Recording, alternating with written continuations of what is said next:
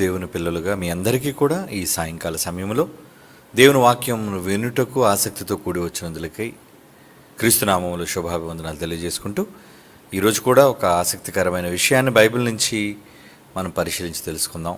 అదేంటంటే క్రైస్తవులకు లాభదాయకమైన పెట్టుబడులు. క్రైస్తవులకు లాభదాయకమైన పెట్టుబడులు అంటే లాభాన్ని కలిగించేవి అని అర్థం. సర్వసాధారణంగా మన దగ్గరున్న ఆస్తి, ధనం, వీటిని అధికం చేసుకోవటం కోసం మనుషులు వివిధ రంగాల్లో, వివిధ వ్యాపారాల్లో పెట్టుబడులు పెట్టడం అనేది సర్వసాధారణంగా జరుగుతూ ఉంటుంది. పెట్టుబడులు ఎందుకు పెడుతున్నారు? పెట్టుబడులు 1,00,000 రూపాయలు పెట్టుబడి పెట్టారు అంటే దానివల్ల ఒక 10 లక్షల లాభం రావాలి.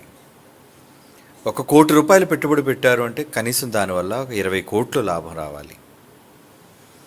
కనుక పెట్టే పెట్టుబడి వెనక ఉన్న ఆలోచన ఏంటంటే తిరిగి మనకది ఎక్కువ శాతంలో మనకి లాభం కలగాలి.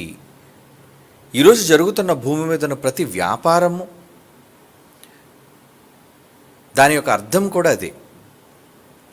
ఎందుకు వ్యాపారవేత్తలు పెట్టుబడి పెట్టడానికి ప్రయత్నిస్తారు? వాళ్ళకి లాభం కలగాలి అని. కనుక దాన్ని ఇన్వెస్ట్మెంట్ అంటారు. అంటే మనం పెడుతున్న ధనానికి, మనం పెడుతున్న పెట్టుబడికి మంచి రాబడి మనకి రావాలి. మరి అలాంటప్పుడు క్రైస్తవులుగా భూమి మీద దేనిని ఆశించని మనం, భూమి మీద దేనినో కూర్చుకోవాలి అని ఆశపడని మనం, నిజముగా మరొక లోకం కోసం ఎదురు చూసే మనం ఎలాంటి వాటిలో మనం పెట్టుబడులు పెడుతున్నాం? ఎలాంటి లాభదాయకమైన వాటి విషయంలో మనం పెట్టుబడులను చేయగలుగుతున్నాం?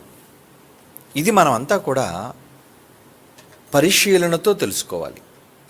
అవును ప్రియులారా, ఎందుకంటే ఒకవేళ అలా మనం తెలుసుకోకపోతే, ముందు జాగ్రత్త పడకపోతే, భూమి మీద పెట్టుబడులు తప్పుడు వ్యాపారాల్లో పెట్టినప్పుడు అవి నష్టాలలోనికి వెళ్ళిపోతే ఎలాగైతే మనం నాశనంలోనికి వెళ్ళిపోతామో, క్రైస్తవులుగా మనం మన కష్టార్జితాన్ని ఎలాంటి వాటిలో పెట్టుబడులుగా మనం పెట్టాలి? చాలామంది అడుగుతుంటారు, ఏమండి మేము ఎంతో కొంత సంపాదించుకుంటున్నాం, ఈ సంపాదించిన వాటిని పలానా సంస్థల్లో మేము పెట్టుబడిగా పెట్టొచ్చా? పలానా వ్యాపారాల్లో మేము పెట్టుబడిగా పెట్టొచ్చా? వాళ్ళు సలహా అడుగుతుంటారు. ఎందుకు? వాళ్ళకి రిటర్న్స్ రావాలి. రిటర్న్స్ అంటే వాళ్ళకి తిరిగి లాభం కలగాలి. అంటే లాభదాయకమైనవిగా ఉన్న వాటి మీదే మనం పెట్టుబడులను పెడతాం. గిట్టుబాటు కాని వ్యాపారం ఎందుకు చెప్పండి? ఒక వ్యాపారం బండి పెట్టుకునేవారు, రోడ్డు మీద పెట్టుకునే ఒక చిన్ని వ్యాపారి కూడా తనకు గిట్టుబాటు కాకపోతే అతను వ్యాపారం చేయడం వల్ల ప్రయోజనం ఏముంది చెప్పండి? రైతు తన పంట గిట్టుబాటు ధర రాకపోతే పొలంలోనే పురుగుల మందు తాగి ఆత్మహత్య చేసుకుంటాడు.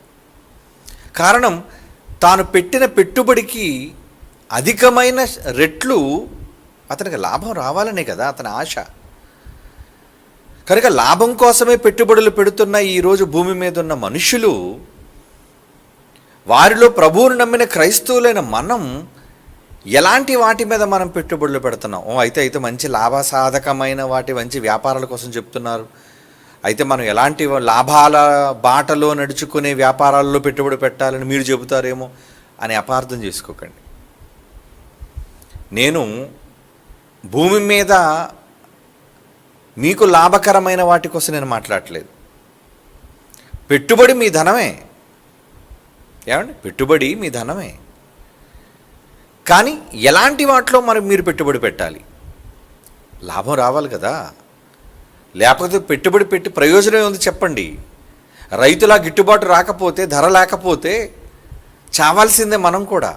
ఎందుకంటే చేపల చెరువుల మీద, రొయ్యల చెరువుల మీద పెట్టుబడి పెట్టి ఒక్కసారిగా తెగులు వ్యాపించినప్పుడు చెరువులోనున్న ఆ రొయ్య అంతా చచ్చిపోయింది అనుకోండి, కోట్ల మీద వ్యాపారం చేసే వాళ్ళకి కోట్లలో నష్టం. లక్షల మీద వ్యాపారం చేసేవాళ్ళకి లక్షల్లో నష్టం వస్తే లాభం కూడా లక్షల్లో ఉంటుంది, కానీ నష్టం వస్తే లక్షల్లోనే పోతుంది. కనుక పెట్టుబడి పెట్టేటప్పుడు ఏ వ్యాపార చేసుకునే వ్యక్తి అయినా ఎలాంటి వాటి మీద పెట్టుబడి పెడుతున్నాను అనేది అతడు ఆలోచిస్తాడు. అలాగే ఈరోజు ఎక్కువగా స్టాక్ మార్కెట్లు అంటారు. ప్రపంచంలోని మనుషులు ఆయా దేశాల్లో ఉన్నవారు పెట్టుబడులు పెడుతుంటారు. ఎలాంటి వాటి మీద తెలుసా అండి? షేర్స్ అంటుంటారు, డిబెంచర్స్ అంటుంటారు. ఏమండి, అదే స్టాక్ మార్కెట్ అంటారు చూసారా? స్టాక్ మార్కెట్ ఈరోజు నష్టాల్లో ముగిసింది అని దీనికి సంబంధించిన ప్రత్యేక వార్తలు కూడా మీడియాలో చదువుతూ ఉంటారు. అంటే వాళ్ళు కొన్న షేర్స్ ఏవైతే ఉన్నాయో దానికి వాళ్ళకి లాభం కలగాలి. నష్టమైపోయింది అనుకోండి, వాళ్ళ పెట్టుబడి అంతా నిష్ప్రయోజనం.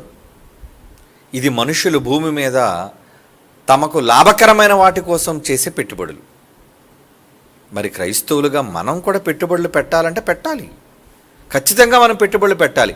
అయితే ఎలాంటి వాటి మీద మనం పెట్టుబడులు పెట్టగలుగుతున్నామో ఇది మనం చాలా జాగ్రత్తగా ఆలోచించాలి. దేని మీద పెడితే దాని మీద పెట్టుబడి పెట్టేస్తారా? ఏమంటే నష్టం కలిగించే వాటి మీద పెట్టుబడి పెడితే ఎలా?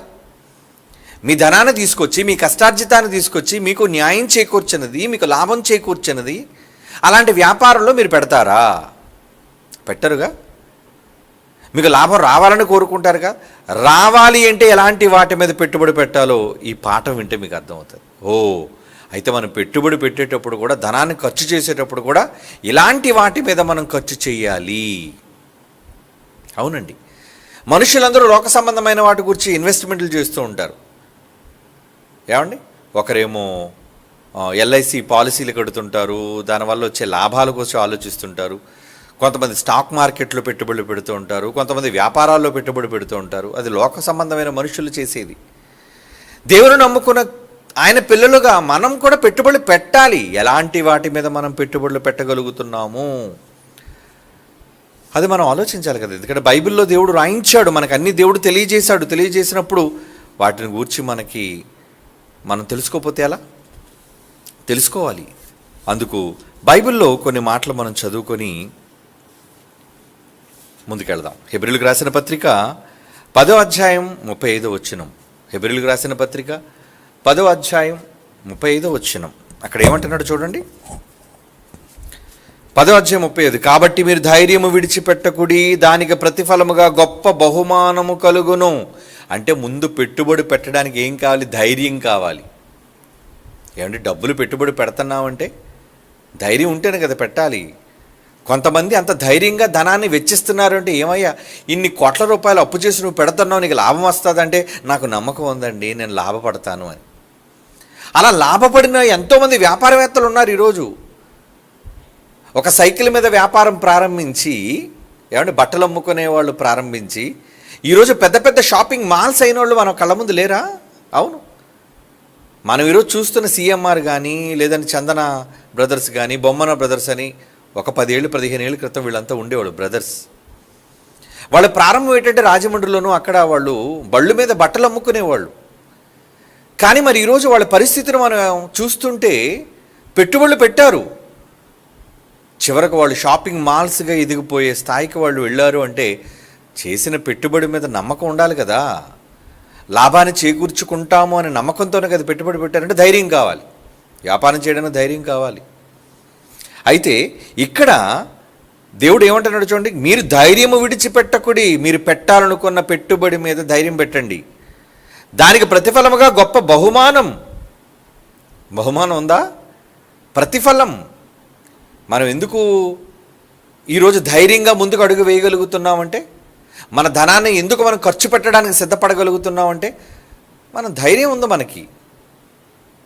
కొన్ని సందర్భాల్లో పెట్టుబడులు పెట్టేటప్పుడు వ్యాపారవేత్తలు నష్టమైనా పర్లేదండి ఎదుర్కొంటాం, ఆ ధీమాగా ఉంటారు వాళ్ళు. అంటే వ్యాపారాల్లో లాభ నష్టాలు అనేది సర్వసాధారణం.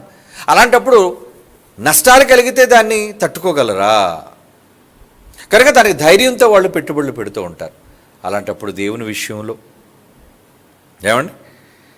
దేవుని విషయంలో ఎలాంటి విషయంలో మనం పెట్టుబడులు మనకు లాభకరమైన వాటిని గురించి మనం ఆలోచించుకుంటూ వెళ్ళాలి. ఏది మనకు లాభం, ఏది మనకు లాభం.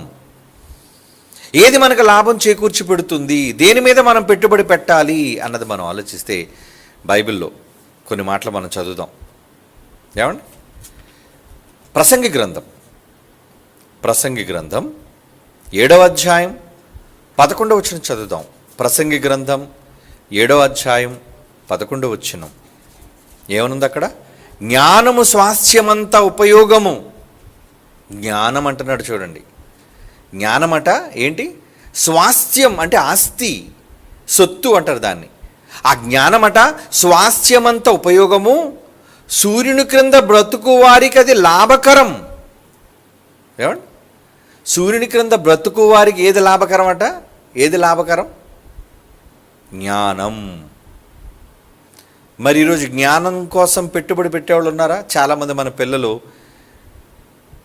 డిప్లొమా నుంచి మాస్టర్ బైబిల్ థియాలజీ చదవడానికి వేల రూపాయలు ఖర్చు పెట్టి, ఏమండి, పుస్తకాలు కొనుక్కొని చదివి ఫీజులు కట్టి పరీక్షలు రాస్తున్నారు అంటే, ఏమండి, చాలామంది అడుగుతారు దీనివల్ల ఏంటండి మీకు ప్రయోజనం? ఈ సర్టిఫికేట్ల వల్ల మీకు వచ్చే ప్రయోజనం ఏంటి? మీకు ఏమైనా ఉద్యోగాలు వస్తాయా? ఎక్కడైనా పని మీరు వ్యాపారం చేయగలరా? ఏమండి, ఒక MBA చేశారంటే మాస్టర్ ఆఫ్ బిజినెస్ అడ్మినిస్ట్రేషన్, ఆ పట్టభద్రులు రావడం వల్ల ఎలా వ్యాపారం చేయాలో నేర్పిస్తారు వాళ్ళు. ఒక MBBS చేశారంటే సొంతగా మీరు హాస్పిటల్ పెట్టుకోవచ్చు, క్లినిక్ పెట్టుకోవచ్చు. ఏమండి, ఒక ఇంజనీర్ మీరు చదివారు అంటే దానివల్ల మీరు నిర్మాణాలు సొంతగా మీరు వ్యాపారం చేసుకుని లాభాలు సంపాదించవచ్చు. బైబిల్ ఎందుకు చదువుతున్నారు? దీనివల్ల లాభం ఏంటి అనే ప్రశ్నించవచ్చు. కానీ దేవుడు ఇక్కడ ఏమంటున్నాడండి? ఒకరోజు జ్ఞానానికి పేరు ప్రఖ్యాతులు గడించిన సొలొమోను ద్వారా రాయిస్తున్న మాట, జ్ఞానము స్వాస్థ్యమంత ఉపయోగము, సూర్యుని క్రింద బ్రతుకు వారికి అది లాభకరం అంటున్నాడు చూడండి. లాభకరం. మరి ఇప్పుడు మీరు ఎటువంటి జ్ఞానాన్ని కోసం మీరు ఆశపడుతున్నారు?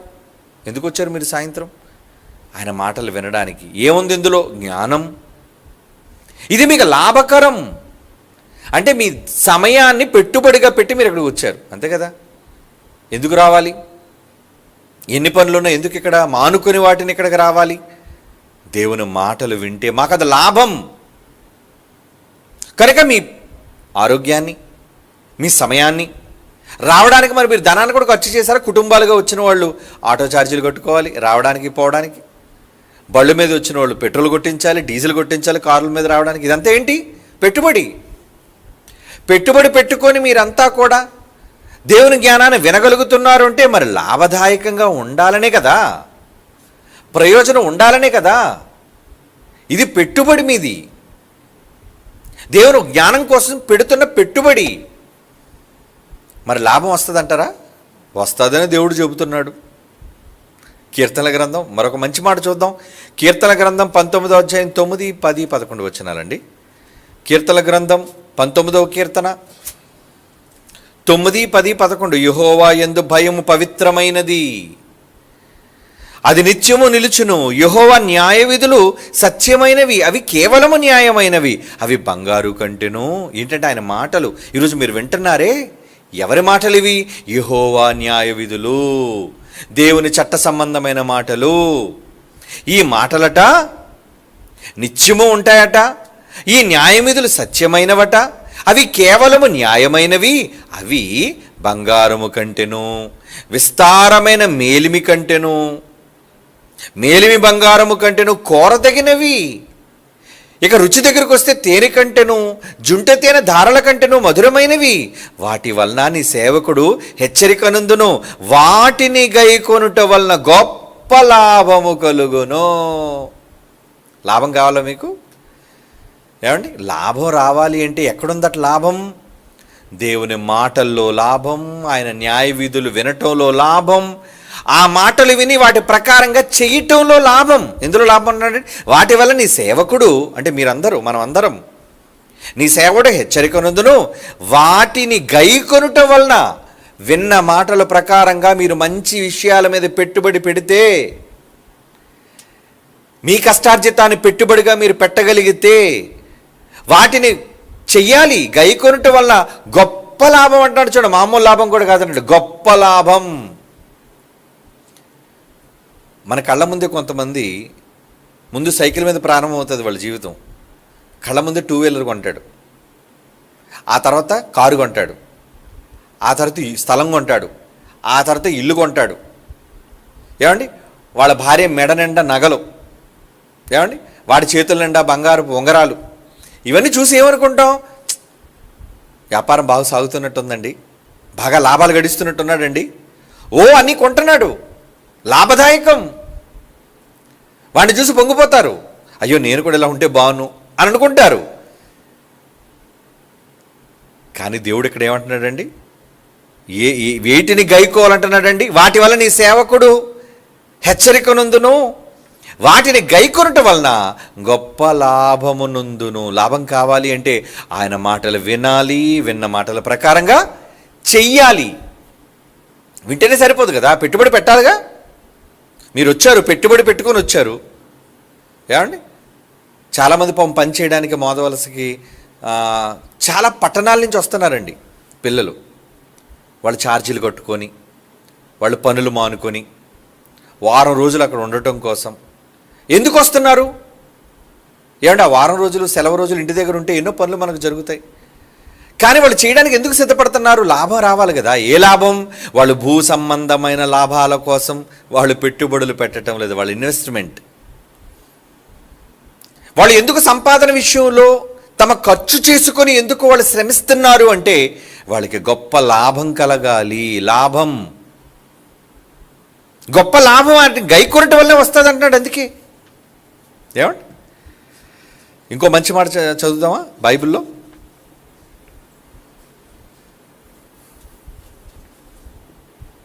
సామెతల గ్రంథం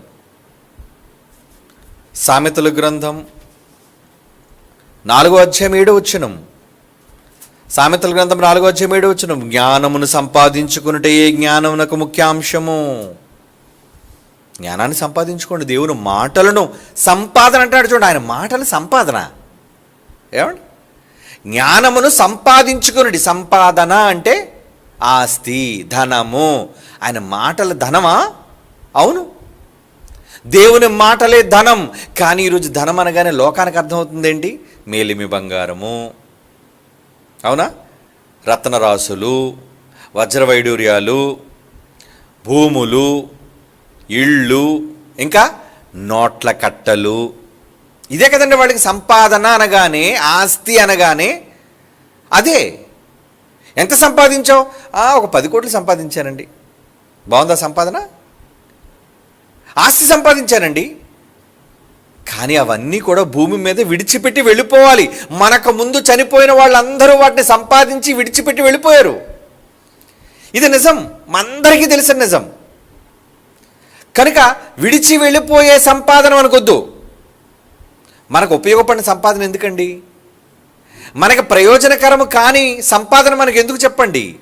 కనుక మనకు ఉపయోగకరమైన వాటిలోనే పెట్టుబడి పెట్టాలి.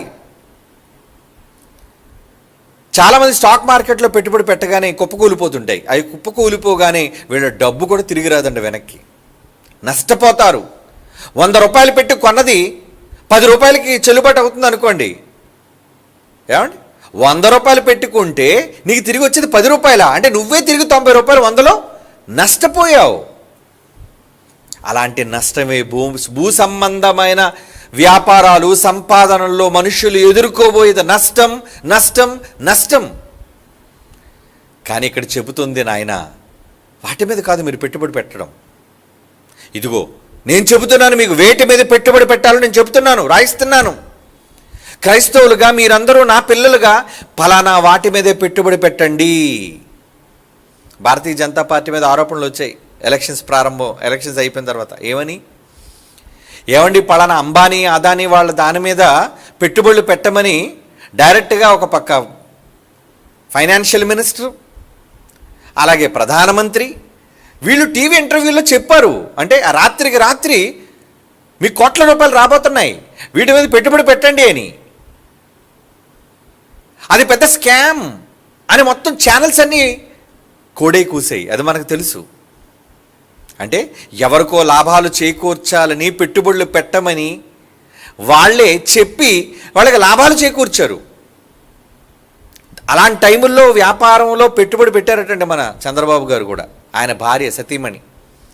ఆమె కూడా ఆ సంస్థలో అంబానీ అదానీ సంస్థల్లో పెట్టుబడి పెట్టిన దానికి 100 రెట్ల ప్రతిఫలం వచ్చేసింది, కోట్లు వచ్చేసాయి. ఒప్పుకున్నారు వాళ్ళు. ఎందుకంటే అవునండి లాభాలు వచ్చాయి.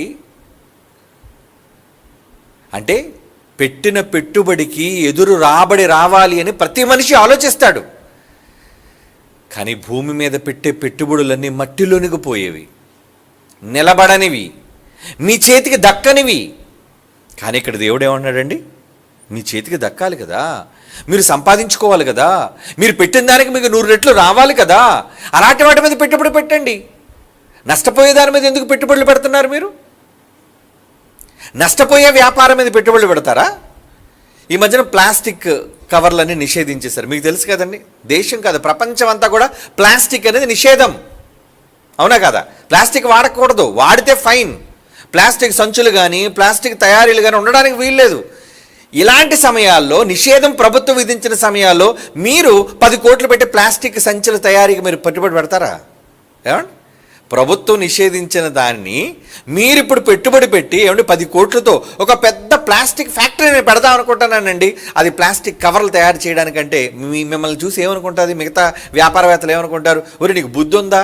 ప్రభుత్వమే దాన్ని బ్యాన్ చేసింది, ఈ టైంలో నువ్వు ఎంత పెట్టుబడి పెట్టి వాటిని నువ్వు తయారు చేయటం వల్ల దాన్ని కొనేది ఎవరు? డిస్ట్రిబ్యూటర్లు ఉండరు, ప్రజలు దానివల్ల ప్రయోజనం లేదు, అందరూ రిజెక్ట్ చేస్తారు దాన్ని. అప్పుడు నువ్వు పెట్టిన పెట్టుబడిలో రూపాయి కూడా నీకు తిరిగి రాదు, మొత్తం నష్టపోతావు. కనుక పెట్టుబడి పెట్టేటప్పుడు ఏది లాభకరం ఆలోచించే కదా పెట్టుబడి పెడతారు, లాభం రావాలని కదా. మరి అలాంటప్పుడు భూమి మీద ఉన్న క్రైస్తవులుగా దేవుని జ్ఞానాన్ని తెలుసుకుని మీరు లోక సంబంధమైన వారిలాగే వాటి మీద వ్యాపారాలు పెడుతున్నారా? పెట్టుబడులు పెడుతున్నారా? పెట్టుబడి పెడితే వాళ్ళకి మీకు ఇంక తేడా ఏముంది? లాభకరమైనది, లాభదాయకమైనది వాటిలో మీరు పెట్టుబడులు పెట్టండి. ఎందుకంటే వాళ్ళు సంపాదించి పెట్టుబడులు పెట్టి అన్ని వదిలిపెట్టి పోతారు వాళ్ళు. మీరు అలా పోకూడదు.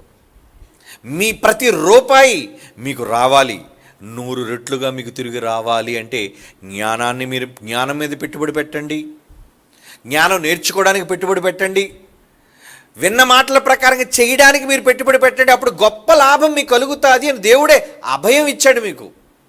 లాభం నాయన, పెట్టుబడి పెట్టండి పర్లేదు, లాభం. జ్ఞానం మీద పెట్టుబడి పెట్టండి అయ్యా, మాటల మీద పెట్టుబడి పెట్టండి అయ్యా, మీకు లాభము. ఏమండి నేనన్నా బైబిల్ చెప్పిందా? గొప్ప లాభము కలుగును. మరి ఇలాంటి వాటిని గురించి మనం ఎందుకు ఆలోచించలేకపోతున్నాం? ఏమండి?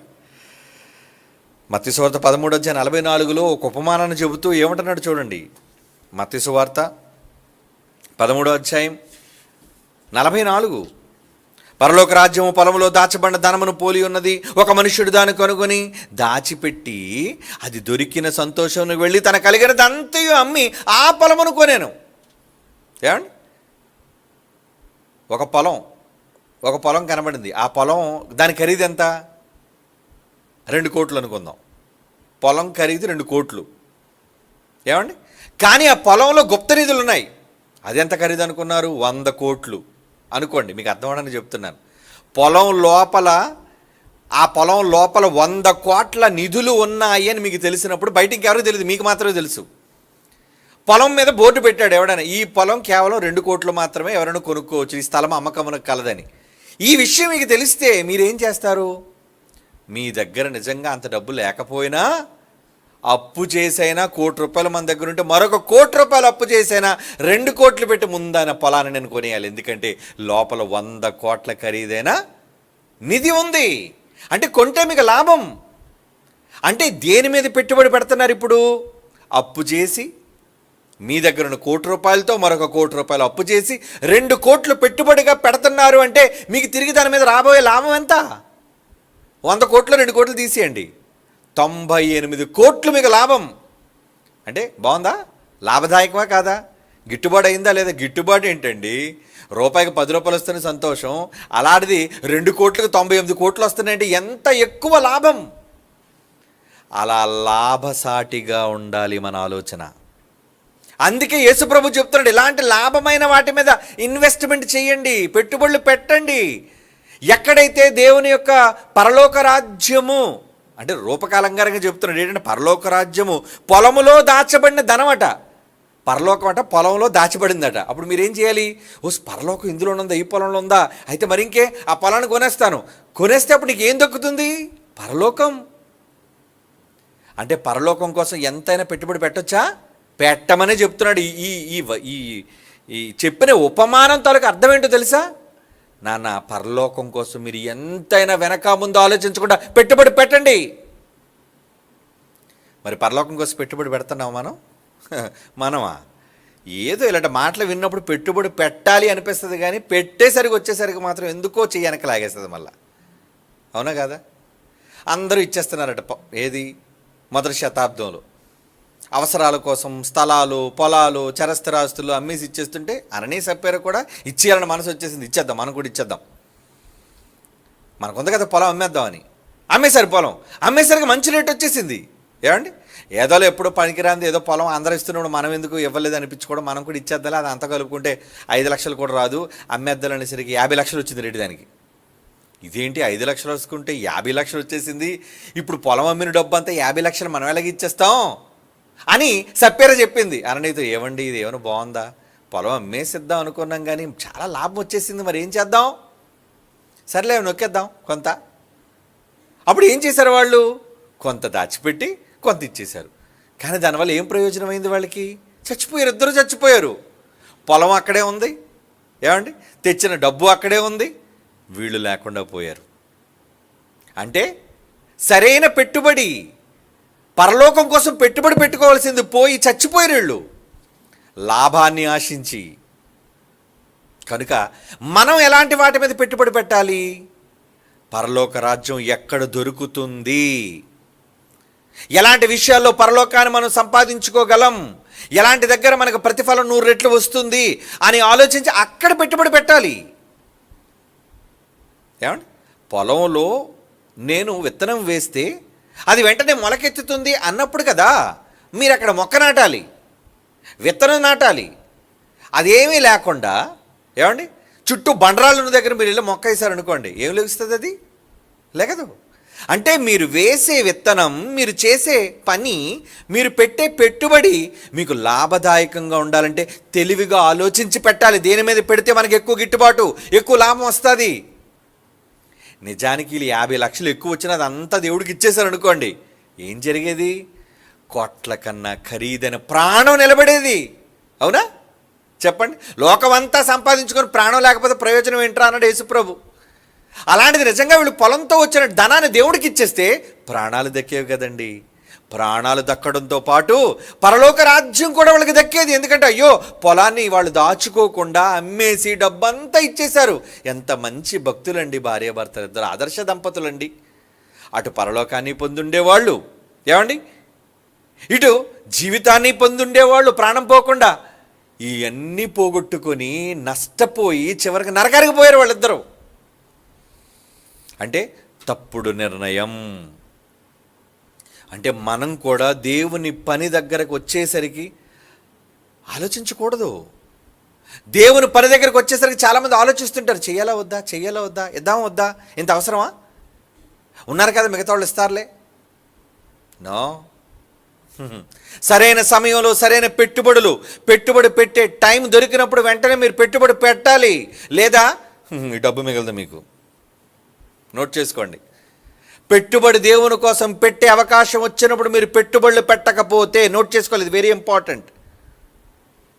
దేవుని కోసం పెట్టుబడి పెట్టాల్సిన సమయంలో పెట్టుబడి పెట్టకపోతే, ఆ ఛాన్స్ మిస్ అయిపోతే ఇంకా మరలా ఎప్పుడు ఛాన్స్ వస్తుందో తెలియదు. నిజంగా దానివల్ల ఎక్కువగా వచ్చే లాభాలు మీరు నష్టపోతారు, ఆ లాభాలు పొందకుండా. కనుక ఆ లాభాలు మీరు పొందాలి అంటే ఏం చేయాలి? సరైన సమయంలో పెట్టుబడి పెట్టాల్సిన అవకాశం వచ్చినప్పుడు వెనక ముందు చూడకుండా దేవుని కోసం పెట్టుబడి పెట్టాలి. అవును, ఎందుకంటే దానివల్ల కలిగే ప్రయోజనం, వాక్యం వల్ల కలిగే ప్రయోజనం. చూద్దాం ఒక మాట. హెబ్రీలకు రాసిన పత్రిక 11వ అధ్యాయం 26వ వచనం. హెబ్రీ పత్రిక 11వ అధ్యాయం 26వ వచనం అండి. ఇక్కడ మోషే గారి గురించి చెబుతున్నాడు చూడండి. మోషే గారు, హెబ్రీ పత్రిక 11వ అధ్యాయం 26. ఫరో కుమార్తె యొక్క కుమారుడని అనిపించుకోవడానికి ఇష్టపడలేదటండి. ఎవరు? మోషే ఎందుకు ఎందుకు ఎందుకంటే ఒప్పుకోలేదు? చదువుదాం ఆ మాట. హెబ్రీ పత్రిక 11వ అధ్యాయం 26వ వచనం. మోషే పెద్దవాడైనప్పుడు విశ్వాసమును బట్టి ఐగుప్తు ధనం, అంటే ఎంత పెద్దదండి ఇప్పటికండి ఐగుప్తు ధనం. అబ్బో, వాళ్ళ కట్టడాలు ఏంటండి, రాతి కట్టడాలు, ఎంత ధనం ఖర్చు పెట్టుంటారండి ఆ కాలంలోనే. అంత పెద్ద పెద్ద పిరమిడ్లు కట్టి ఆ పిరమిడ్లో ఎంత బంగారాన్ని దాచిపెట్టారో మీకు తెలుసా? వాళ్ళు శవపేటికలతో బంగారం బంగారం బంగారం బంగారం, లోపలంతా బంగారమే. ఇప్పుడైతే తవ్వేసి తీస్తారండి మనోళ్ళు. ఆ రోజు ఇంచుమించు 4000 సంవత్సరాల క్రితం కట్టబడిన పిరమిడ్లనే ఆ సమాధులలో బంగారాన్ని దాచిపెట్టారు. అంటే ఎంత బంగారాన్ని వాళ్ళు సంపాదించారు, ఎంత పెట్టుబడి ఆ నిర్మాణాల కోసం వాళ్ళు పెట్టారు. అంటే ఐగుప్తు దేశం ఎంత సంపన్న దేశం. అలాంటి సంపన్న దేశమైన ఐగుప్తులో పుట్టిన మోషే ఎలాంటి పెట్టుబడి పెట్టాడు చూడండి. ఏమంటున్నాడు? ఐగుప్తు ధనము కంటే యేసు ప్రభు కోసం నింద అనుభవించటం, క్రీస్తు విషయమైన నింద అంటున్నాడు చూడండి. అంటే ఐగుప్తు ధనం కంటే క్రీస్తు గొప్పడేనా? ఈరోజు మీరు నమ్మిన క్రీస్తు ఐగుప్తు ధనం కంటే గొప్పడా? ఎస్. ప్రపంచంలో ఉన్న కోట్లాది రూపాయల ధనం కంటే యేసు ప్రభు గొప్పడు. ఆ రోజు ఆయన ఏం చేశాడు? క్రీస్తు పూర్వం 1400 సంవత్సరాల్లో ఐగుప్తు ధనము కంటే క్రీస్తు విషయమైన నింద గొప్ప భాగ్యమని ఎంచుకుని, భాగ్యమది భాగ్యం అని ఎంచుకుని అల్పకాలము పాపభోగం అనుభవించుట కంటే దేవుని ప్రజలతో శ్రమ అనుభవించుట మేలు అని యోచించి, నేను ఐగుప్తు ధనం కోసం నీ కొడుకుని నేను ఒప్పుకోలేనమ్మా, ఐఎమ్ సారీ అని తల్లితో చెప్పేశాడు. ఎందుకు చెప్పాడు అంటే అతడు ప్రతిఫలముగా, వెర్రుడేం కాదు మోషే. ఏమయ్యా మోషే, నీకు బుద్ధి ఉందా లేదా? అమ్మ, మా ఈవిడ మా అమ్మ అని ఒక్క మాట నువ్వు ఒప్పుకుంటే సింహాసనం నీదే, రాజ్యం నీది, ధనం నీది, సంపద నీది. ఏమి ఇవన్నీ ఆలోచించలేడా? ఆలోచించాడు. కానీ ఏది లాభదాయకం అనుకున్నాడు? ఈ సింహాసనం ఎంతకాలం ఉంటుంది? ఇప్పుడు అంతా ఏమైపోయి చూడండి, శిథిలం అయిపోయి రాళ్ళన్నీ. సింహాసనాలు లేవు, ఐగుప్తు రాజులు లేరు, ఫరోలు ఉన్నారు. ఇప్పుడు చెప్పండి, చచ్చారు, అందరూ సమాధి పెట్టెలో ఉన్నారు, శవాలు అయిపోయి కుళ్ళిపోయి ఎండిపోయి. నిజంగా అదే కోరుకుంటే మోషే కూడా ఏదో శవపేటికలు ఉండేవాడు, అవునా కదా? ఏదో ఫరో కింద. కానీ ఎప్పటికీ మోషే ఇంకా సజీవుడుగా పరలోకంలో సంపద సంపాదించుకొని పరదేశంలో నెమ్మది పొందుతున్నాడు. ఎందుకో తెలుసా? ఒక చక్కటి నిర్ణయాన్ని తీసుకున్నాడు, పెట్టుబడి పెట్టాడు. ఏంటా పెట్టుబడి? ఐగుప్తు ధనము కంటే క్రీస్తు విషయమైన నింద గొప్పది అనుకున్నాడు గనుకనే అతడు ప్రతిఫలముగా కలగబోవు బహుమానమును దృష్టి ఉంచెను. నాకు ఆ బహుమానం కావాలి. ఈ లోకం ఎంతకాలం ఉంటుంది, సంపద ఎంతకాలం ఉంటుంది, అధికారం ఎంతకాలం ఉండదు, వద్దు. అదండి, సరైన దాని మీద ఆయన పెట్టుబడి పెట్టడానికి సిద్ధపడ్డాడు. నాకొద్దు, ఈ సంపద వద్దు, నాకు అదే కావాలి అని తన నమ్మకాన్ని పెట్టుబడిగా పెట్టాడు. నమ్మకం, ధైర్యం అన్నాడు. అందుకే ఎందుకు మొదలు చదువుకున్నామే, మీరు ధైర్యమును పెట్టుబడిగా పెడితే మీకు గొప్ప లాభం. లాభం వచ్చిందా? ఇప్పుడు మోషే గారికి లాభం వచ్చిందా? ఎందుకు రావాలా? చాలా లాభం పొందాడండి, చాలా లాభం పొందాడు. అంటే సరైన సమయంలో అవకాశం దొరికినప్పుడు దాన్ని జారవిడుచుకొని దేవుని కోసం నిలబడ్డాడు, అందుకే లాభపడ్డాడు అని మనం చెప్పుకోవాలి. గొప్ప బహుమానం కలిగింది ఆయనకి. కలిగిందా? ఎస్, కలిగిందండి. చాలా గొప్ప లాభం కలిగింది. మరి ఆ లాభం కోసం ఏం చేయాలి? లాభం కోసం ఏం చేయాలి చెప్పండి? పెట్టుబడులు పెట్టాలి. మరొక మంచి మాట చదువుదాం. హెబ్రీ పత్రిక 10వ అధ్యాయం 34వ వచనం. హెబ్రీ పత్రిక 10వ అధ్యాయం 34వ వచనం. ఎలాగనగా మీరు ఖైదులో ఉన్న వారిని కరుణించి మీకు మరి శ్రేష్టమైనదియు స్థిరమైనదియునైన స్వాస్థ్యం ఉన్నదని ఎరిగి, మాకొక రాజ్యం ఉంది, మాకొక స్వాస్థ్యం ఉంది, మాకొక దేశం ఉంది, మాకొక పట్టణం ఉంది, మాకొక లోకం ఉంది పరలోకంలో, అక్కడ మాకు సంపద ఉంది, అక్కడ మేము ధనం దాచుకోవాలి అని స్వాస్థ్యం ఉన్నదని ఎరిగి మీ ఆస్తి కోల్పోవుటకు సంతోషముగా ఒప్పుకొంటిరి అంటున్నాడు చూడండి హెబ్రీయులతో గ్రంథకర్త. హెబ్రీయులు ఉన్నారు ఎలటలట. ఈ పత్రిక హెబ్రీయులకి కదా రాస్తున్నాడు. అంటే వాళ్ళు ఏం చేశారట? ఏమండి, మాకు ఒక లోకం ఉంది, ఆ లోకం కోసం ఏం చేయాలి? ఇక్కడ మాకున్న ఆస్తి అంతా కూడా మేము కోల్పోయినా పర్వాలేదండి, మాకు అది కావాలి. అక్కడ పెట్టుబడి పెట్టడం కోసం ఇక్కడ ధనాన్ని అంతా మేము వెచ్చించేస్తాం. అమాయకులే మొదటి శతాబ్దంలో చరస్థరాస్తులు అమ్మేశారా చెప్పండి? ఎవరైనా భూములు కలిగిన వాళ్ళు, కదిలే పదార్థాలు కలిగిన వాళ్ళు, కదిలే బళ్ళు కలిగిన వాళ్ళు, నిర్మాణాలు కలిగిన వాళ్ళు ఏం చేశారంటే మొదటి శతాబ్దంలో చాలాసార్లు మనం చదువుకున్నాం, తమకు కలిగిన చరస్థిరాస్తులను అమ్మి అపోస్తలుల యొక్క పాదముల దగ్గర పెట్టారటండి. వాళ్ళంతా ఎందుకు పెట్టారు? పిచ్చోళ్ళ పెట్టుబడి. ఇదిగోండి నాకు ఒక పొలం ఉందండి, పొలం అమ్మేసి తెచ్చానండి డబ్బు అంతా. ఎందుకు? పిచ్చోడా, నీకేమైనా బుద్ధి ఉందా? ఉన్న పొలాన్ని అమ్మేసుకుంటావు నువ్వు? అవునండి, ఇల్లు ఉంది కదండి నాకు, ఆ ఇల్లు చాలదా? చాలు, నేను ఉండడానికి ఇల్లు చాలు, అదనంగా పొలం ఉంది. ఓరే పిచ్చోడా, నువ్వేంట్రా ఇల్లు ఉంటుండగా పొలం అమ్మేసుకుంటున్నావు? భూలోకంలో ఉన్న వాళ్ళందరూ కూడా పొలాల మీద పొలాలు కొంటుంటే నువ్వేంట్రా ఉన్న పొలాన్ని కూడా అమ్మేసుకున్నావు అని లోకానికి హాస్యాస్పదంగా కనబడిన వాడు అలా చేసేవాడు తెలివైన వాడు, సరైన పెట్టుబడి పెట్టేవాడు. అందుకే ఏం చేశాడు? అమ్మేసి తీసుకొచ్చి అపోస్తుల దగ్గర పెట్టాడట. అపోస్తులారా, ఇదిగో దేవుని సేవ కోసం ఇది వాడండి. పెట్టుబడి. అందులో బర్నబా అంటాడట, మిగులు భూములు గలవాడట. హెచ్చరిక పుత్రుడు అని అతనికి ఎందుకు అవార్డు వచ్చింది? ఎక్కువ భూస్వామి అన్నమాట అతడట. తనకు కలిగిన భూములన్నిటినీ అమ్మేసి, అంటే ఆ రోజుల్లో ఎంత డబ్బు వచ్చిందో దాని వెల అపోస్తుల పాదాల దగ్గర పెట్టాడు. ఇదిగోండి తీసుకోండి, అపోస్తులు ఖర్చు పెట్టండి దేవుని కోసం. అపోస్తుల గారు 4:37 ఉందండి. అపోస్తుల గారు 4:37 తనకు భూములన్నిటినీ అమ్మి తెచ్చి పెట్టాడట. అసలు ఇప్పుడు భూమి దొరికితే ఎంత విలువైందండి? అన్నీ అమ్మేసుకునైనా పొలం కొనేస్తాం ముందు మనం, భూములు కొనేస్తాం ముందు మనం. ఎందుకంటే భూములు కావాలండి. రాత్రి పగలు దాన్ని కాచుకొని నువ్వు తిరగలవా? అక్కడేమైనా మంచం వేసుకొని నువ్వు పడుకోగలవా? చెప్పుకోవడానికి అమ్మాయి నాకు భూమి ఉందండి, నాకు భూమి ఉందండి, చచ్చిపోతే అందులో తీసుకెళ్ళి పాతేస్తానండి నిన్ను, అంతేనా? అంతే. నీకేం ప్రయోజనం? లేదా నీకు అవసరం వస్తే అమ్మేసుకోవడానికి, అవునా? అవును, నీకు రోగం వస్తే అమ్మేసుకొని ఆ పొలం అమ్మేసి నీ రోగం తీసుకోవచ్చు, మాన్పుకోవచ్చు. కానీ ఆ పొలాన్ని అమ్మి దేవుడి కోసం ఇస్తే లాభదాయకమైన పెట్టుబడిది. మరి అలాంటి వాటి కోసం పెట్టుబడులు పెడుతున్నారా మీరు? యేసుప్రభు చెప్పిన మాటలు ఈ ప్రపంచానికి పిచ్చి మాటలు అనిపించాయండి. ఏమని? అయ్యో, భూమి మీద మీకోసం డబ్బు దాచుకోకండారా, ఇక్కడ చిమ్మిటే తుప్పు తినేస్తుంది, దొంగలు కన్నం వేసి తీసుకెళ్ళిపోతారు, పరలోకం అందు దాచుకోండి, పరలోకం అందు పెట్టుబడులు పెట్టండి చెప్పాడు. పరలోకం అందు పెట్టుబడులు పెట్టండి, పరలోకాన్ని సంపాదించుకోండి. ఎలా? భూమి మీద ఉన్న మీకున్న దానిని ఖర్చు పెట్టి, భూమి మీద మీకున్న ధనాన్ని ఖర్చు పెట్టి. ఎవరి కోసం ఖర్చు పెట్టాలి? దేనికోసం?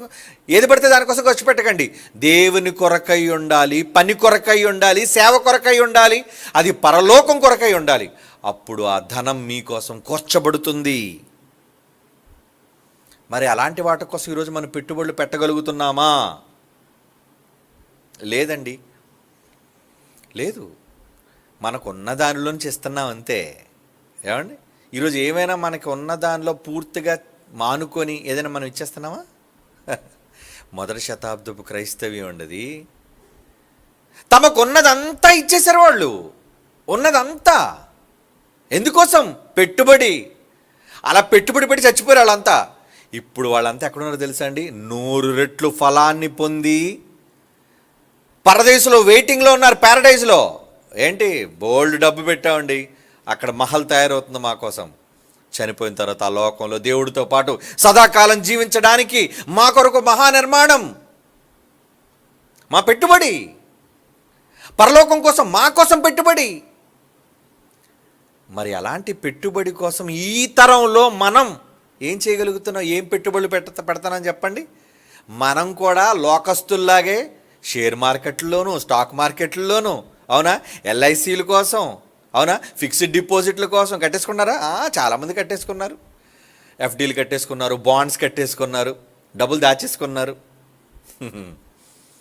దానివల్ల భూమి మీద బ్రతుకున్న 60-70 సంవత్సరాలు మీకు కాస్త ప్రయోజనకరమేమో, కానీ చనిపోయిన తర్వాత ప్రయోజనం ఏమీ లేదు. అది నన్ను అడిగితే మీరేం చేస్తారు? చిల్లు సంచిలో పోసినట్టు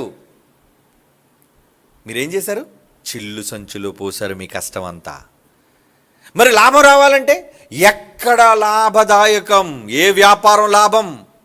ఏమండి ఇప్పుడు ఈ మధ్యనండి చేపల వ్యాపారం భలే జరుగుతుందండి అన్నప్పుడు పెట్టండి, చేపల మీద వ్యాపారం పెట్టండి. ఈ మధ్యనండి ఇసుక మీద బాగా వ్యాపారం జరుగుతుందండి, బాగా డబ్బులు వస్తున్నాయండి, అయితే ఇసుక మీద పెట్టండి. అలాగే కదండి వ్యాపారస్తులు ఏం చేస్తారు? ఏ రంగంలో రాణిస్తున్నారో, ఏ రంగంలో బాగా లాభాలు వస్తున్నాయో చూసి కదా దాని మీద పెట్టుబడి పెడతారు. మరి క్రైస్తవులుగా మీరు దేని మీద పెట్టుబడి పెట్టాలి? ఏ రంగంలో? మీరు కూడా ఇసుక మీద పెట్టేస్తారా? చెప్పండి. మీరు కూడా రియల్ ఎస్టేట్ మీద పెట్టేస్తారా? వద్దు. వాళ్ళలా పెట్టి మీరు పిచ్చోలు కాకండి.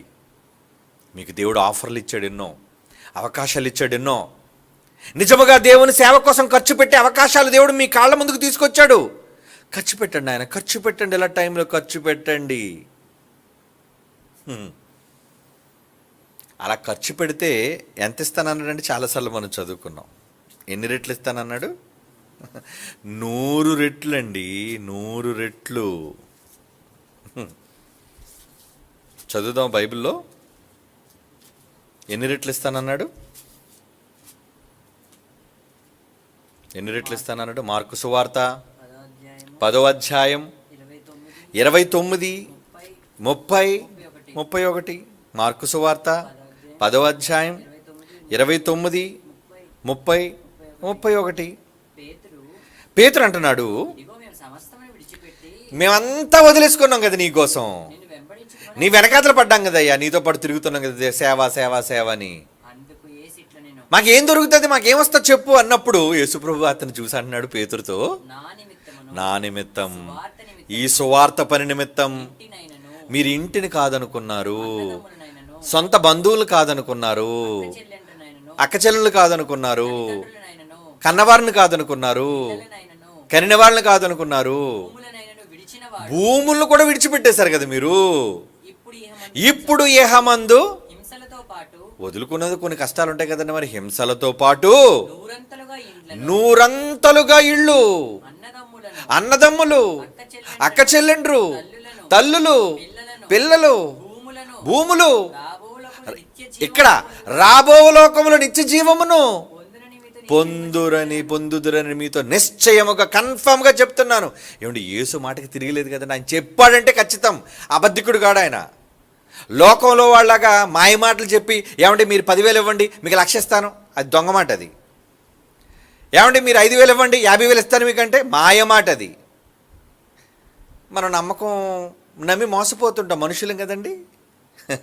కానీ యేసుప్రభు అంటున్నాడు, ఏమంటే మనుషుల మాయ మాటలనే నమ్మి మోసపోతున్నప్పుడు మనిషి మోసగాడు, మాయగాడు. మరి యేసుప్రభు మాట ఎంత నమ్మాలి? ఒక దొంగోడు మాట మనం నమ్మినప్పుడు, భూమి మీద మనిషి మాటే మనం నమ్మినప్పుడు, ఒక వ్యాపారాన్ని మనం నమ్మినప్పుడు, ఒక దాని మీద పెట్టుబడి ధైర్యంగా మనం పెడుతున్నప్పుడు, భూ సంబంధమైన వాటి మీద దేవుడి మాట మనం ఎందుకు నమ్మలేకపోతున్నాం? సువార్త నిమిత్తం అంటున్నాడు చూడండి. ఇప్పుడు మీ సంపాదన దేని మీద పెట్టాలి? సువార్త నిమిత్తం అన్నాడు చూడండి. ఆ మాట దేని మీద పెట్టాలి పెట్టుబడి? నా కోసం పెట్టండి, యేసు ప్రభు కోసం పెట్టండి పెట్టుబడి. నా సువార్త అంటే ఏంటి? యేసుక్రీస్తు మరణించారు, సమాధి చేయబడ్డారు, తిరిగి లేచాను, పెట్టండి పెట్టుబడి దాని మీద. సువార్త కోసం పెట్టుబడి పెట్టండి. మరి సువార్తల కోసం పెట్టుబడి పెడుతున్నారా? సువార్త ఎక్కడుందండి? మన పాటల్లో సువార్త లేదా? మరణించాడు, సమాధి చేయబడ్డాడు, తిరిగి లేచాడు. సువార్త కాదు అది. అంటే పాటల్లో సువార్త చెబితే అది పాటల్లోని సువార్త. వాక్యంలో సువార్త చెబితే అది మీరు వేదిక కడతారో, పోస్టర్లు అంటిస్తారో, స్టిక్కర్లు అతికించుకుంటారో, ఇదంతా ఏంటి? సువార్త కోసం కదా. వేదికకి ఏం చెప్తాం చెప్పండి? బహిరంగ సభలో ఏం చెప్తాం చెప్పండి? సువార్త, బైబిల్, క్రీస్తు, జ్ఞానం, మరణించి తిరిగి లేచాడు. ఏమండి మన పాట ఉంది, దేవా దేవ పాట విన్నారా? మరణించి లేచాడు, తన ప్రాణం ఇచ్చాడు, మరణించి లేచాడు భూమిలోన నీ కోసమే. అదేంటది? అదేంటది? సువార్త. భూమి మీద నీ కోసం ప్రాణం పెట్టాడు, మేకులు కొట్టించుకున్నాడు, రక్తం కారింది, చచ్చిపోయాడు ఆయన, సిలువెక్కాడు ఆయన, సిలువ మోసాడు ఆయన, మరణించి భూమి మీద తిరిగి లేచాడు నీ కోసం. సువార్తది. మరి దానికోసం పెట్టుబడి పెడతారా? అలాంటి వాటి కోసం పెట్టుబడి పెడతారా? మన పిల్లలు మంచోళ్ళండి, పేదవాళ్ళైనా చిన్ని చిన్ని పిల్లలు కూడా తీసుకొచ్చి దేవుని కోసం నేను దాచుకున్న డబ్బులు పాటల కోసం అని చెప్పిస్తున్నప్పుడు నేను మురిసిపోతున్నాను. ఎంత భక్తి వీళ్ళకి, ఎంత భక్తి! సువార్త కోసం ఇంత చిన్న వయసులోనే పెట్టుబడా? ఏమండి, చిన్న వయసులోనే పెట్టుబడులా? మన రాష్ట్ర ముఖ్యమంత్రి నారా చంద్రబాబు నాయుడు గారి మనవడు ఐటీ రిటర్న్ సబ్మిట్ చేస్తున్నాడట. చెప్పాను కదా గతంలో మీకు. అంటే వాడికి ఇంకా ఊహ తెలీదు ఏమంటే, వాడు ఇంకా లోకంలో ఏ వ్యాపారాలు చేయలేదు, కానీ వాడు కూడా ఇన్కమ్ ట్యాక్స్ కడుతున్నాడంటే వాడి మీద డబ్బు జమ చేశారనే కదా. లక్షల మీద కోట్ల మీద వ్యాపారం. సరే చేసుకున్నామండి, భూ సంబంధమైన వాళ్ళు చిన్నపిల్లల మీద కూడా వాళ్ళ పేర్ల మీద పెట్టుబడులు పెట్టి వ్యాపారాలు చేసి డబ్బుని ఆర్జిస్తున్నారు వాళ్ళు. అదంతా వదిలిపోతారులేండి. మరి మీరు, మీ పిల్లలు, మీ కుటుంబం, మీ భార్య కోసం ఏ రోజైనా మీరు చేయగలుగుతున్నారా? ఏమండి, నా భర్త కోసం ఇదిగోండి, దేవుని సేవ కోసం ఇది చెయ్యండి. ఏమండి, నా భార్య పేరు మీద ఇది చెయ్యండి. ఏమండి, మా పిల్లల పేర్ల మీద ఇది చెయ్యండి. పెట్టుబడి ఎవరి కోసం? డబ్బు ఉంటే తీసుకెళ్ళి మా అమ్మాయి పేరు మీద మాత్రం ఫిక్స్డ్ వేసేయండి. ఏమండి, మా ఆవిడ పేరు మీద ఫిక్స్డ్ వేసేయండి. అంటే మీ పేర్ల మీద ఫిక్స్డ్ వేసుకుంటారు, మీ పిల్లల పేర్ల మీద ఫిక్స్డ్ వేసుకుంటారు. ఎందుకు? లాభం. కొన్ని సంవత్సరాల తర్వాత డబుల్ అయిపోయాయి. మనకి 10 లక్షలు కడితే 50 లక్షలు మనకు వచ్చేయాలి, ప్రతి నెల వడ్డీ మనకు వచ్చేయాలి. అవునా? మరి దేవుని కోసం పెట్టుబడులు పెట్టొద్దురే. పెట్టబుద్ధి అయ్యదు. లోకమంతా అలాగే ఉందండి. మన దగ్గర ఉన్న మంచోళ్ళండి పిల్లలు త్యాగాలు చేస్తున్నారండి, ధనాన్ని కూరుస్తున్నారండి. పాట ద్వారానో, మాట ద్వారానో, పరిచర్య ద్వారానో, సువార్తల ద్వారానో, బహిరంగ సభల ద్వారానో ఈరోజు పెట్టే పెట్టుబడులు లాభదాయకం కావాలి అంటే ఇలాంటి వాటి మీద మీరు పెట్టుబడి పెట్టాలి. అంబానీది రేట్ వస్తుందని లేదా అదానీది రేట్ వస్తుందని మీరు ఎన్ని పెద్ద షేర్లు కొన్నా, ఎన్ని పెద్ద బాండ్లు కొన్నా దానివల్ల మీకు మిగిలేదు జీరో, సున్నా. నిజంగా మీకంటూ ఏమైనా రాబడి రావాలి, 100 రెట్లు రావాలి అంటే ఇలాంటి వాటి మీద పెట్టుబడి పెట్టండి. క్రైస్తవులారా, మీరు లోకం అంతా వ్యాపారం చేస్తున్నాడు, మీరెందుకండి మరి బొత్తిగా ఇంత అమాయకులుగా ఉంటే ఎలా? మనం ఈ లోక సంబంధుల కంటే తెలివైన వాళ్ళం. వాళ్ళంతా లోకంలో పెట్టుబడి పెడుతున్నారు, మనం రాబో లోకం కోసం పెట్టుబడి. లాభదాయకం. ఏది లాభదాయకం అని చెప్పాడు? చదువుదామా? ఏది లాభదాయకం అన్నాడు? ఎలాంటిది లాభదాయకం అన్నాడండి? బైబిల్లో వ్రాయబడిన మాట చదువుతాం, ఎందుకంటే దేవుడు మనకు రాయించాడు. సంతుష్టి సహితమైన దైవభక్తి ఏమండి గొప్ప లాభ సాధనం. లాభ సాధకం అన్నాడు చూడండి బైబిల్లో రాయించిన మాట. అది ఇవన్నీ ఎందుకు రాయించాడు, ఎవరి కోసం రాయించాడంటే మన కోసమేనండి రాయించాడు ఈ మాట. ఏమండి ఎక్కడుందా మాట? యాకోబా? తిమోతికి రాసిన తిమోతికి రాసిన మొదటి పత్రిక 6వ అధ్యాయమా? 6వ అధ్యాయం 6వ వచనం అండి. 6వ అధ్యాయం 6వ వచనం చూడండి. తిమోతికి రాసిన మొదటి పత్రిక 6వ అధ్యాయం 6వ వచనం. సంతుష్టి సహితమైన దైవ భక్తి గొప్ప లాభదాయకం. సంతుష్టి సహితమైన దైవ భక్తి అంటే మీరు దైవభక్తిని కోరుకుంటున్నారా? ఏమండి, దైవభక్తిని కోరుకుంటున్నారా? దైవభక్తిని కోరుకుంటేనండి లాభదాయకం మీకు. మరి అలాంటి దైవభక్తిని మీరు కోరుకుంటున్నారు. దైవభక్తి ఉంటే ఏం చేయాలి? అందుకే భక్తి అంటే ఏంటో పాట రాస్తాం. కనీసం భక్తి అంటే తెలుసుకుంటారు, ఇదే భక్తి అని. ఏమిటి ఎన్ని సులువులు చెబుతున్నాం, మాటల ద్వారా చెబుతున్నాం, పాటల ద్వారా చెబుతున్నాం, ప్రసంగాల ద్వారా చెబుతున్నాం. ఎందుకు ఈ బుర్రకెక్కట్లేదండి మనుషులకి? ఎన్ని విన్నా, పాట చూసినా బాగుందిలే పాట, మార్కులు వేస్తారు, తర్వాత వాళ్ళ పని వాళ్ళదే. ఎంత తెలుసుకొని కూడా తిరిగి లాభదాయకమైన వాటి కోసం మనం పెట్టుబడులు పెట్టాలి అనే జ్ఞానం లోకంలో ఉన్న వాళ్ళకి ఎలాగ లేదు పోనివ్వండి, వాళ్ళు ఎలాగ బైబిల్ చదవరు. కనీసం బైబిల్ చదివిన మీరైనా ఎందుకు జ్ఞానవంతులుగా మీరు ఆలోచించలేకపోతున్నారు? ఆలోచించాలి కదా. చదువుతాం మళ్ళా మాట, సంతుష్టి సహితమైన దైవభక్తి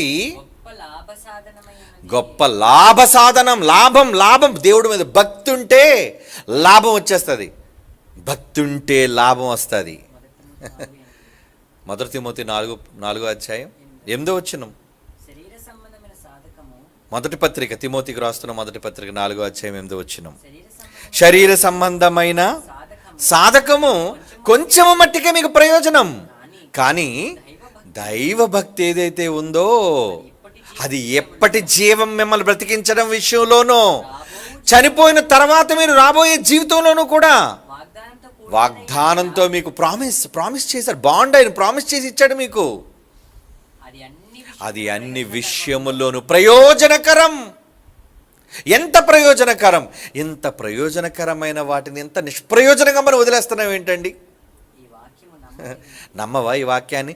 ఒక ఎస్బీఐ ఇచ్చిన బాండ్ను నువ్వు నమ్ముతావు ఏమండి? ఒక ప్రైవేట్ బ్యాంక్, అది ఐసిఐసియా హెచ్డిఎఫ్సియా, ఆ బ్యాంకులు ఇచ్చిన బాండ్స్ను నమ్ముతావు గ్యారంటీ అని. మరి దేవుడిస్తున్న ఈ బాండ్ ఎందుకు మనిషి నమ్మటం లేదు? క్రైస్తవుడుగా ఆయన నమ్మినందుకు నువ్వెందుకు దేవుడిస్తున్న ఈ హామీని నువ్వు నమ్మలేకపోతున్నావు? పెట్టుబడి, ఆయన మాట విని కూడా నువ్వు పెట్టుబడి పెట్టవా? సంస్థ చూసి ఇది చాలా పెద్ద సంస్థ అండి, ఇందులో పెట్టుబడి పెట్టొచ్చండి. మనుష్యులకున్న గొప్పతనాన్ని బట్టి నువ్వు పెట్టుబడులు పెట్టడానికి సిద్ధపడితే దేవుడు యొక్క మాటను చూచి పెట్టుబడి పెట్టడానికి ఎందుకు మనం రాలేకపోతున్నాం ముందుకి? ఏమండి, ఆలోచించాలి కదా. లాభదాయకమైన పెట్టుబడులు పెట్టకపోతే ఎలా? దేవుడి కోసం పెట్టుబడులు మనం పెట్టాలి. మీకు లాభాన్ని చేకూర్చే పెట్టుబడులు పెట్టండి. అందుకే 1 తిమోతిలో ఇందాక 6వ వచనం చదివాం కదా, 18-19 వచనాలు ఏమన్నాడు చూడండి. 1 తిమోతి 6వ అధ్యాయం 18-19 వారు వాస్తవమైన జీవమును సంపాదించుకుని నిమిత్తము రాబో కాలమునకు మంచి పునాది వేసుకొనుచు మేలు చేయువారు. మేలు మేలు మంచిని చేసేవాళ్ళట. ఏ మేలు? ఎన్నో మేలు. నిర్మాణం కోసం ఇస్తున్నవాళ్ళు, పాటల కోసం ఇస్తున్నవాళ్ళు, సేవకుల కోసం ఇస్తున్నవాళ్ళు, ఏమండి పనుల కోసం ఇస్తున్నవాళ్ళు, సువార్త కోసం ఇస్తున్నవారు, సభల కోసం ఇస్తున్నవాళ్ళు, చనిపోయిన సేవకుల కోసం ఇస్తున్నవాళ్ళు, వీళ్ళంతా ఎవరు? అదే దీని కింద వస్తారు. దేని కింద వస్తారు?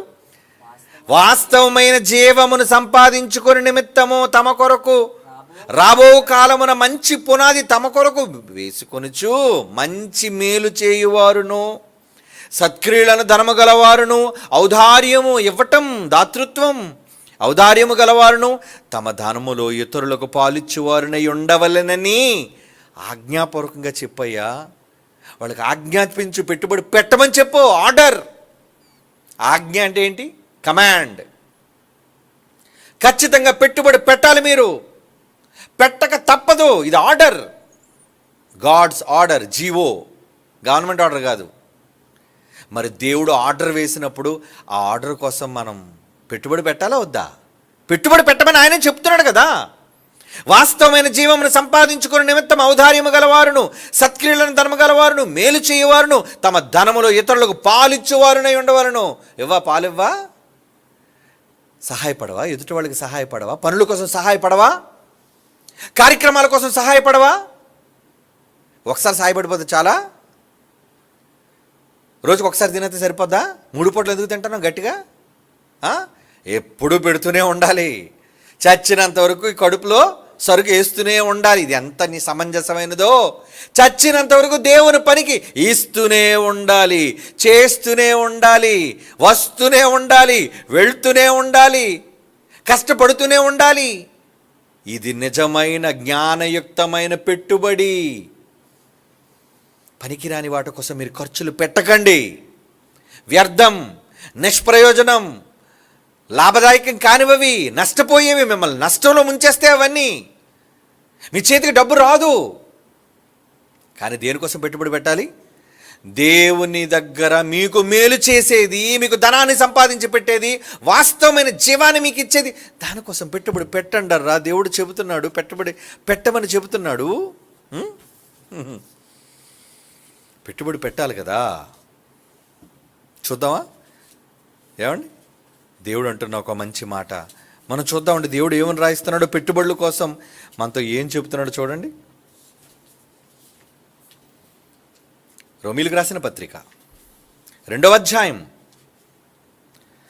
రోమపత్రిక 2వ అధ్యాయం 7వ వచనం, సత్క్రియను ఓపికగా చేయుచు మహిమను ఘనతను అక్షయతను వెదకు వారికి నిత్య జీవము వచ్చును.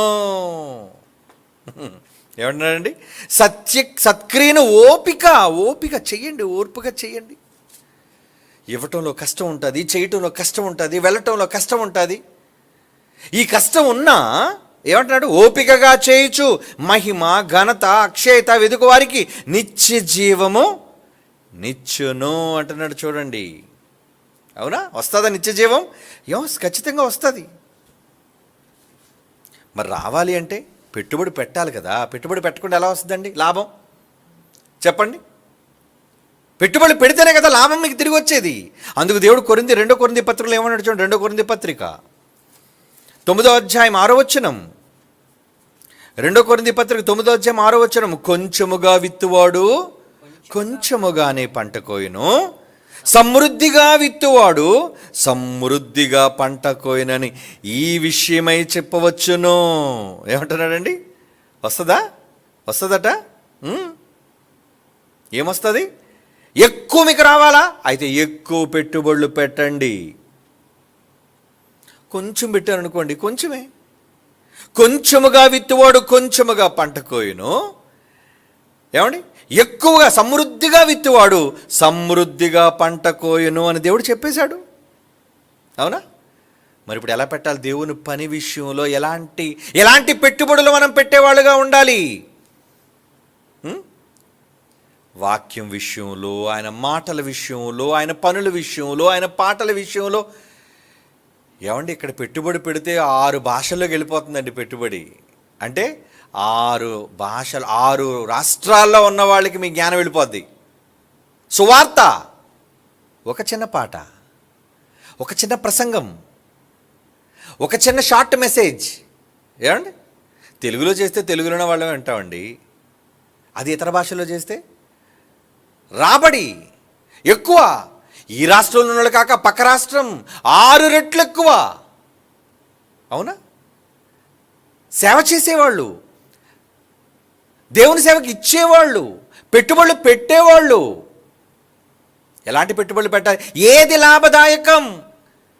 దేంట్లో పెట్టుబడి పెడితే మాకు ఎక్కువ రిటర్న్స్ వస్తాయి చెప్పండి? ఏ బ్యాంక్ ఎక్కువ వడ్డీ ఇస్తే చెప్పండి మాకు. మేము ₹1,00,000 డిపాజిట్ చేస్తామండి, ఏ బ్యాంక్ మాకు ఎక్కువ వడ్డీ ఇస్తుంది? చూస్తారు కదా. అలాగే దేవుని సేవలో మీరు పెట్టుబడి పెట్టేటప్పుడు కూడా ఎందులో మీకు ఎక్కువ లాభం వస్తుంది? దైవభక్తి అన్నాడు కదా. ఏంటి నిజమైన దైవభక్తి? అది కూడా పాటలో మనం రాసాం. ఏది నిజమైన భక్తి?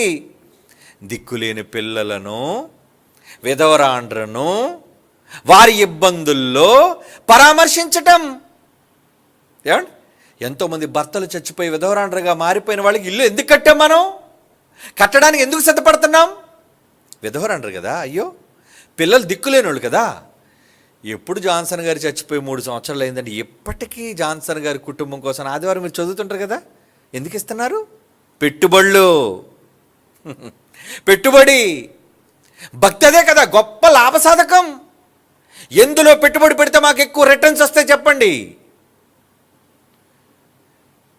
ఇందులో పెట్టుబడి పెడితే ఈ సువార్త ఎక్కువ రాష్ట్రాలకు వెళ్ళిపోతుంది, ఒక పాట రూపంలో వెళ్ళిపోతుంది. అయితే మాకు ఎక్కువ మంది వింటారా? ఇందులో డబ్బులు పెడితే ఎక్కువ మంది వింటారా? వింటారు. అయితే ఇందులో పెట్టుబడి పెట్టాలి. ఈరోజు విశాఖపట్నంలో సభలు పెట్టడం కోసం ₹1,00,000 వ్యయం. ఎందుకు? ఈ పట్టణం అంతా కూడా దేవుని మాటలతో నిండాలి అంటే, వినే అవకాశం మనం ఇవ్వాలి అంటే పెట్టుబడి పెట్టాలి. పెట్టారు చాలామంది, పెట్టుబడులు పెడుతూనే ఉన్నారు. ఇంకా ఇలా ప్రతి ప్రాంతంలోనూ ఎన్నో ప్రాంతాలు. రేపు 27వ తేదీ నుంచి ప్రారంభమైన ప్రయాణం మరలా తిరిగి డిసెంబర్ వరకు అన్ని కంటిన్యూ జర్నీలు. ఎందుకంటే వారి ప్రాంతాల్లో పెట్టుబడులు పెడుతున్నారు. పిచ్చోళ్ళు కాదండి వాళ్ళు పేదవాళ్ళైనా ఎందుకు సభలు పెట్టాలి? లక్షల రూపాయలు వ్యయం. నేను వెళ్ళాలి అంటే సభలకు లక్షల రూపాయలు కావాలి. ఏంటి పెద్ద స్టేజు, సౌండ్, లైటింగు, ఎల్ఈడీస్ ఇవన్నీ పెట్టాలి అంటే వేలు మీద అయిపోద్దా? నో, లక్షలు. ఎందుకు పెట్టుబడి పెడుతున్నారు? సత్యవాక్యం వారి ప్రాంతాల్లో సువార్త వినబడాలి అంటే భక్తి, ఆ భక్తి లాభదాయకం. అలాంటి వాటిలో పెట్టుబడి పెట్టండారా? సువార్తను ప్రకటించడానికి పెట్టుబడులు పెట్టండారా? భూ సంబంధంగా భూములు కొనుక్కోవడానికి, బంగారాలు కొనుక్కోవడానికి, డబ్బులు దాచుకోవడానికి, కట్టల నోట్లు బీరువాలో పెట్టి తాళాలు వేసుకోవడానికి వద్దు. చిమ్మిట, తుప్పు తినేస్తాయి వాటిని. బుద్ధిహీనులుగా మీరు నష్టపోయే వాటి మీద పెట్టుబడి పెట్టారు మీ ధనాన్ని. వద్దర్రా, అలాంటి తప్పు మనుషులు చేసినట్టుగా మీరు చేయకండి. దైవభక్తి కలిగిన వారుగా మొదటి శతాబ్దంలో ఉన్న వాళ్ళందరికీ సంగతి అర్థమైంది కనుకనే తమకున్నదంతా ఇచ్చి సువార్త కోసం ఖర్చు పెట్టండి అన్నారు. అదండి భక్తి అంటే. వాళ్ళు గొప్ప లాభదాయక మంచి పెట్టుబడి పెట్టారు వాళ్ళు. మరి ఈరోజు మనం పౌలట ఫిలిప్పీ పత్రిక 3:7 చూడండి ఏమంటున్నాడు. పరలోకాన్ని సంపాదించుకోవడం కోసం ఏం చేశాడట ఆయన? ఫిలిప్పీ పత్రిక 3:7, ఆయనను నాకు ఏవి లాభకరములై ఉండెనో వాటిని క్రీస్తు నిమిత్తము నష్టముగా ఎంచుకొంటిని. ఏం చేశారటండి? క్రీస్తు కోసం నష్టం. నాకు ఈ లాభాలు, భూ సంబంధమైన లాభాలు నాకు అక్కర్లేదండి. మరి ఏ లాభం కావాలండి పౌలు గారు? పరలోక సంబంధమైన లాభం, లాభసాటి కావాలి నాకు. దానికోసం నేను పెట్టుబడి పెడతాను. అందుకు నేను అంత సమస్తం నష్టపోయినా పర్లేదు, నా భూములు పోయినా పర్లేదు, నా పదవి పోయినా పర్వాలేదు, నా గుర్రాలు పోయినా పర్వాలేదు, ఏమండి నాకున్న బంగారాలు పోయినా పర్వాలేదు. అలాంటి వాటి కోసం, భవిష్యత్తు జీవితం కోసం ఆలోచించి తెలివైన వాటి మీద పెట్టుబడులు పెట్టిన వివేకులు వాళ్ళంతా మనకు మార్గదర్శకులండి. వాళ్ళు మనకెందుకు అర్థం కావట్లేదు? ఇన్ని చదివి దేవుడు రాయించాడే, ఇలాంటి వాటి మీద తెలివైన వాళ్ళుగా డబ్బు ఖర్చు పెట్టండర్రా. నిష్ప్రయోజనమైన వాటి కోసం డబ్బు ఖర్చు పెట్టకండి, తిరిగి రావు మీకు. బూడిదలో పోసిన ఒక పన్నీరు లాంటిది, అది వృధా అయిపోయింది మీ కష్టం అంతా. అలా మీరు చెయ్యొద్దు. సంతృష్టి సహితమైన దైవభక్తి గొప్ప లాభం. నిజంగా ఆ భక్తి ఉంటే ఎన్నో కార్యక్రమాలు ఇప్పుడే కాదు ఎప్పుడు మీరు చేస్తూనే ఉండండి. ఎందుకంటే అది మీ మట్టుకు మీరు మాత్రమే సంపాదించుకునే ఆస్తి. మన కోసం, నా కోసం నేను చేసుకోవాలి, మీకోసం మీరు చేసుకోండి. ఒక చిన్న బిడ్డ తన దాచుకుని డబ్బు ఇచ్చిందంటే ఏంటి? దానికి లాభం అండి. దాని డబ్బు కదా, ఎక్కడో తీసుకొచ్చి ఆ నాన్న జోబిలో కొట్టేసి తీసుకొని వస్తే తప్పు. ఏమండి? అప్పుడు ఒక 10 రూపాయలు, అప్పుడు ఒక 50 రూపాయలు, అప్పుడు ఒక 50 రూపాయలు, 100 రూపాయలు దాచుకొని వచ్చి ఇది దేవుని పాటల కోసం ఖర్చు పెట్టండి. ఉదయం ఇచ్చిందండి పసిబిడ్డనే చూసి ఆశ్చర్యపోయాను.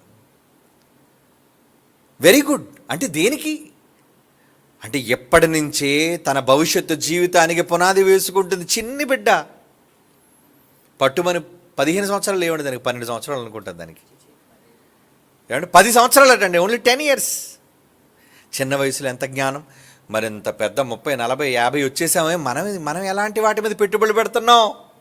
పనికి రాని వాటి మీద, రాబడి రాని వాటి మీద, నష్టపోయే వాటి మీద మనం పెట్టుబడులు పెడుతున్నాం. ధనాన్ని, కష్టాన్ని, కాలాన్ని, ఆరోగ్యాన్ని, ఇవన్నీ పెట్టుబడులే. డబ్బు ఒకటే పెట్టుబడి కాదండి. మీ సమయం పెట్టుబడి, మీ ఆరోగ్యం పెట్టుబడి. ఇలాంటి పెట్టుబడులు దేవుని కోసం మీరు పెట్టగలిగితే మీకు లాభాన్ని చేకూరుస్తాయి. దేవుని కొరకైతే, సువార్త కొరకైతే 100 రెట్లు, లేదా నష్టం. అలా మీరు నష్టపోకూడదని దేవుడు ఈ మాటలు మీకు తెలియజేస్తున్నాడు. మీరు దేవుని ప్రేమిస్తున్న వాళ్ళు కనుక, దేవుడు మిమ్మల్ని ప్రేమిస్తున్నాడు కాబట్టి ఈ తరంలో, ఎందుకంటే మీరు వచ్చారు, వింటున్నారు, ఈ మాటలు మీ చెవిని పడేటట్టుగా దేవుడు చేస్తున్నాడు. పిల్లలారు ఎప్పటికైనా కోలుకోండర్రా, మేలుకోండి. ఎప్పటికైనా మీ ధనాన్ని నిష్ప్రయోజనంగా ఎక్కడో పోయికండి, మీకోసమే దాచుకోండర్రా. సువార్త కోసం ఖర్చు పెట్టండి, దేవుని సేవ కోసం ఖర్చు పెట్టండి అని మీరు మేల్కొలుపుతున్నాడు ఇప్పుడే. ఇప్పటికీ మేల్కోపోతే ఎలా చెప్పండి? వద్దండి, వద్దు. నష్టపోయే వాటిలో మన పెట్టుబడులు పెట్టొద్దు. బాగా లాభాన్ని తెచ్చిపెట్టే దేవుని క్రీస్తు సువార్త కోసం మీ పెట్టుబడులను పెట్టండి. వెనక ముందు ఆలోచించకుండా ధైర్యంగా. అలా మీరు పెట్టగలిగితే మీరు ఊహించని దానికంటే ఎన్నో రెట్లు అధికముగా మీరు పొందబోతున్నారు. నమ్మకంతో ఎదురు చూడండి అంతే. Okay, God bless you all. కళ్ళు మూసుకోండి, ప్రార్థన చేసుకుందాం. పరిశుద్ధుడైన తండ్రి దేవా, మీ సేవ కొరకు పెట్టుబడి పెట్టే అవకాశాన్ని ఈ తరంలో మాకు దయచేశారు. ఎందరో పిల్లలు చిన్నలు మొదలుకొని పెద్దల వరకు తమ కష్టాన్ని త్యాగాలుగా మీ సేవ కొరకు అర్పిస్తున్నారు నాయన. వాళ్ళందరినీ 100 రెట్లు దీవించండి. భూమి మీద 100 రెట్లు వాళ్ళకి ఇవ్వండి, పరలోకం కూడా సమృద్ధిగా వాళ్ళకు ప్రసాదించండి నాయన. వారి కుటుంబాలు వారి భవిష్యత్తును గూర్చి ఆలోచించేవారుగా తెలివైన నిర్ణయాన్ని తీసుకునే అవకాశం మిమ్ములు ప్రేమించే మీ బిడ్డలకు అనుగ్రహించండి. వారి మనోనేత్రాలు వెలిగించండి. యేసుక్రీస్తు వారి సర్వోన్నతమైన నామంలో ఈ ప్రార్థన సమర్పించుచున్నాము నాయన. ఆమెన్.